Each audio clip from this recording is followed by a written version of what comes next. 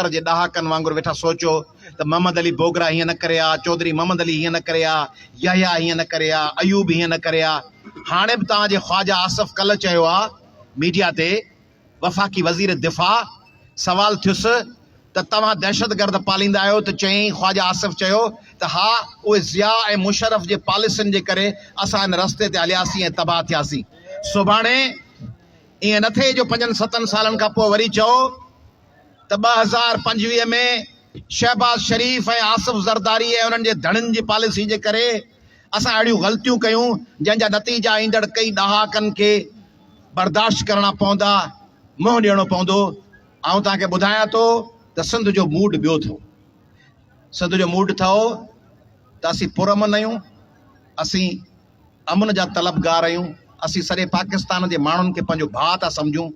उहे बलोच, पश्तून, सराइकी, पंजाबी, उर्दू ॻाल्हाईंदड़, गिलगिती केर बि हुजनि, पाकिस्तान जा समूरा माण्हू असांजा भाउरनि, समूरियूं आबाद हुजनि, ज़मीनूं सभिनी जा वसीला आबाद हुजनि। पर हिकिड़ी ॻाल्हि यादि रखो त जे तंग कंदव त तंग थी पोइ हुननि वटि ॿी वाह कान्हे।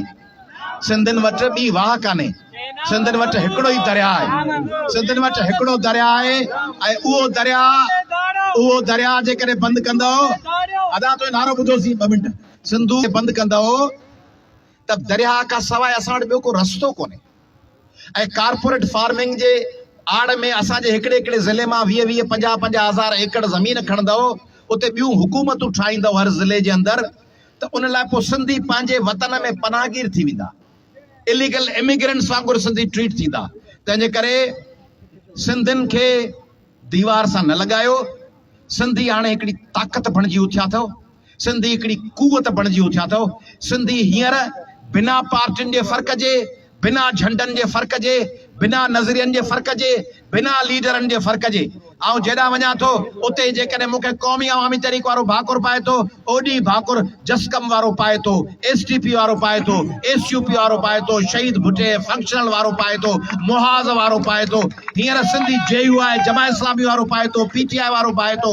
सिंध जा माण्हू हींअर फ़क़ति हिकिड़े आवाज़ ते, हिकिड़े नुक़्ते ते, कहिड़ो? दरिया ऐं धरती, दरिया ऐं धरती, सिर्फ़ धरती न, सिर्फ़ दरिया न, दरिया ऐं धरती ॿई। तंहिंजे करे रुगो कैनाल कोन्हनि रोकणा, रुगो दरिया कोन बचाइणो आहे, दरिया असां कॾहिं ज़मीन बचाइणी आहे, दरिया असांखे खपे हिन धरतीअ लाइ।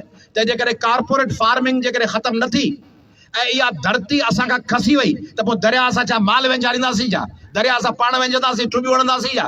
दरिया जो पाणी खपे न धरतीअ लाइ। तंहिंजे करे इहा धरती बचणु खपे ऐं हिन धरतीअ जे बचण लाइ पाण सभु गॾु आहियूं, पाण सभु हिकु ललकार आहियूं, पाण सभु हिकिड़ो काफ़िलो आहियूं, पाण सभु हिकिड़ी जर्नी आहियूं, पाण सभु हिकिड़ो सफ़र आहियूं, पाण सभु हिकिड़ी टीम आहियूं, पाण सभु मणिया थी हिकिड़ी तस्बीह बणिजी विया आहियूं, क़दम क़दम थी हिकिड़ो काफ़िलो बणिजी विया आहियूं। ऐं इहो काफ़िलो तेसीं हलंदो जेसीं दरिया ऐं धरती मोटाए 7 करोड़ सिंधियुनि जे हवाले न थिए। जीअं सिंध।